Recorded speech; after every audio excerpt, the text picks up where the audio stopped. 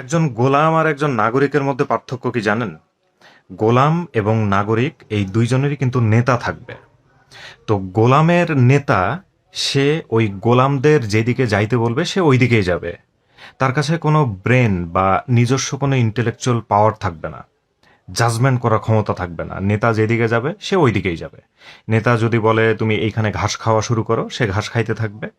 যদি বলে যে ঘাস খাওয়া শেষ, এবার ওই দিকে ঘাস খাও, ওই দিকেই যাবে। কারণ তার নিজস্ব কোনো ব্রেন নাই, চিন্তা ভাবনা নাই।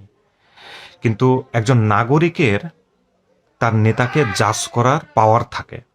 নেতাকে যদি পছন্দ না হয় তাহলে নেতা সে পরিবর্তন করে, নেতাকে সে কোশ্চেন করে। যদি সুইটেবল বা কমফোর্টেবল বা অ্যাকসেপ্টেবল অ্যান্সার না পায়, তাহলে ওই নাগরিক তার নেতা পরিবর্তন করে এবং সুনেতা, একজন যোগ্য নেতাকে সে বাছাই করে ইলেকশনের জন্য। আনফর্চুনেটলি আমাদের দেশে কোটি কোটি গোলাম আছে, কিন্তু ভ্যালুয়েবল নাগরিক নাই।